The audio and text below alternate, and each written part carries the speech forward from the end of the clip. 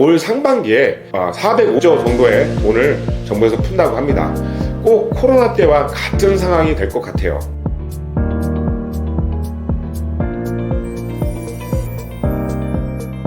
안녕하세요, 힘찬TV의 힘찬입니다. 부동산 중개 일을 오래 하면서 느낀 건 어떤 투자가 제일 좋은 투자일까?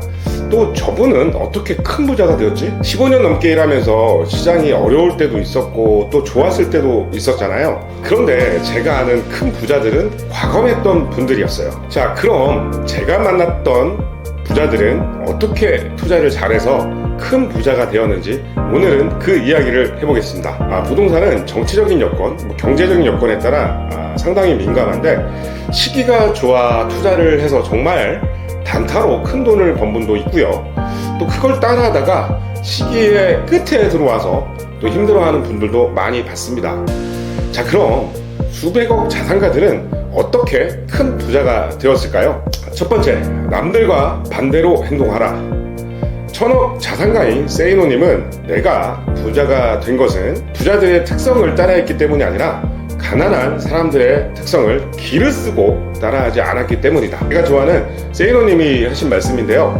우리는 보통 남들이 주식을 사서 큰 돈 벌었다고 하면 바로 또 주식시장 들어가서 따라 샀다가 또 큰 돈을 잃고 나오는 그런 경우 많이 봤죠. 부동산도 마찬가지예요. 남들이 막 사니까 나도 또 따라 들어갔다가 실패한 경우가 많았는데요. 부동산 시장이나 주식, 채권, 그 모든 자산 시장은 우상향 그래프를 그리며 성장을 합니다. 결국은 돈의 가치가 계속 떨어져서 그러는 건데요. 집이 가격은 어쩌면 그대로인데 집의 가격은 돈의 가치가 떨어져서 더 많이 주고 살 뿐이죠.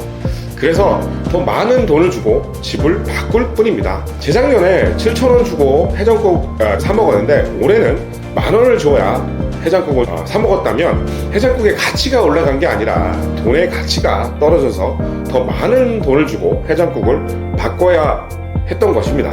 그래서 모든 자산 시장은 우상향 그래프를 그리며 성장을 합니다.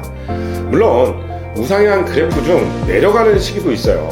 지금처럼 정치적인 이슈가 생겨서 이렇게 이슈 시점이 우상향 그래프 구간 중 하향 곡선 중에 어느 일부분에 속할 텐데요. 그런데 이 자산 시장 중에 어떤 사람들이 제일 돈을 많이 벌었을까요? 바로 남들과 반대로 한 사람들입니다. 시장이 안 좋다, 또 경제 위기가 올 것이다, IMF보다 더 큰 위기가 온다. 그럴 때 무리하지 않게 자산을 산 사람만이 남들이 시장에 들어와서 난리가 날 때, 너도 살 때, 그때 팔고 나오죠.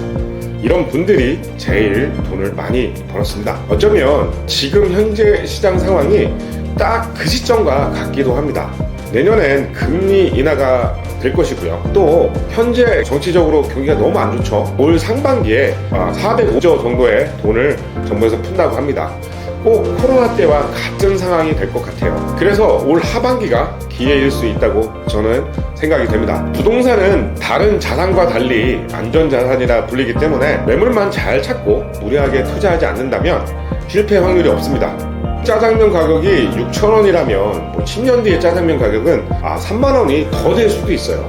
이렇게 화폐 가치는 계속해서 떨어질 것이고요. 그래서 자산에 투자한 사람만이 부자가 될 기회를 얻게 될 것입니다. 두 번째, 긍정적인 생각을 해라. 가난한 사람들의 특징은 성공한 사람들이 하는 말을 듣고 또 뻔한 소리 하네, 그런다고 부자가 돼?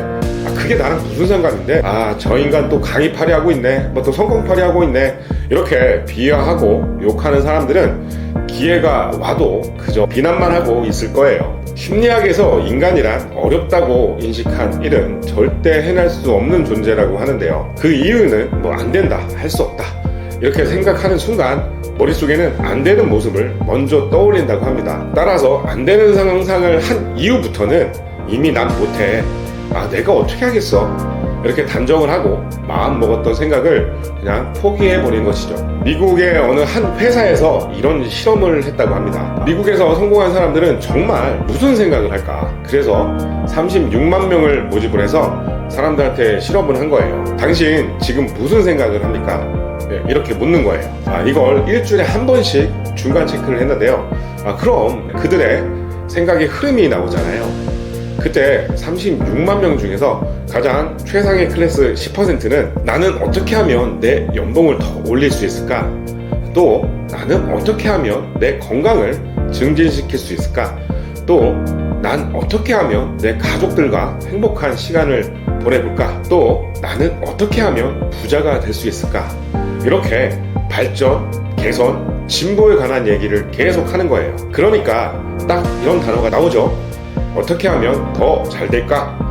그걸 계속 생각하는 거죠. 그걸 계속 생각하는 사람들이 돈을 제일 많이 벌었어요. 부자가 되고 싶다면 행복한 부자에 집중된 상태에서 그 사람이 왜 부자가 됐는지, 그냥 뭐 사주팔자, 운명론 이런 거 말고 남다른 차별점이 무엇일까?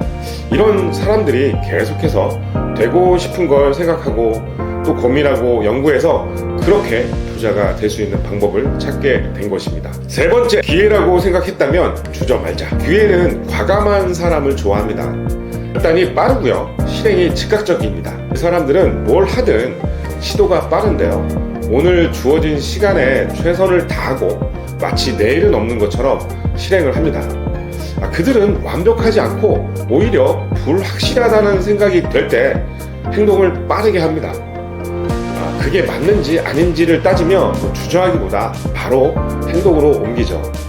시간이 얼마나 중요한지 알기 때문에 결코 주저하지 않습니다. 반면 부자가 되기 어려운 사람들은 시도가 굉장히 느려요. 지금 사는 게 맞나?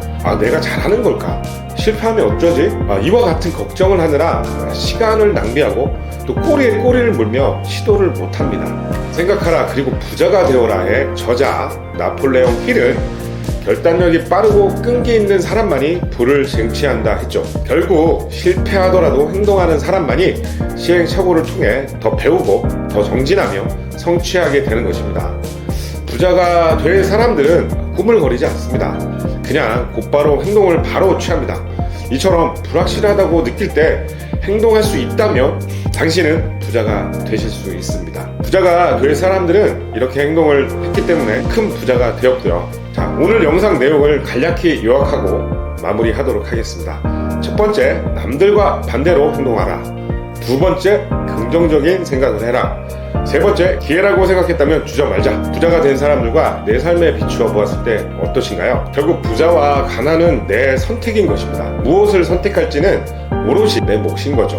평범하고 가난한 사람들과 비슷한 사고방식, 또 비슷한 행동장식을 가지고 살아간다면 결과는 그들과 똑같을 것입니다. 올해는 꼭 기회를 잡아 부자의 길을 가는 여러분이 되시길 바랍니다. 자, 오늘 방송은 여기까지 할 거고요. 다음 시간에 더 좋은 내용으로 찾아뵙도록 하겠습니다. 고맙습니다.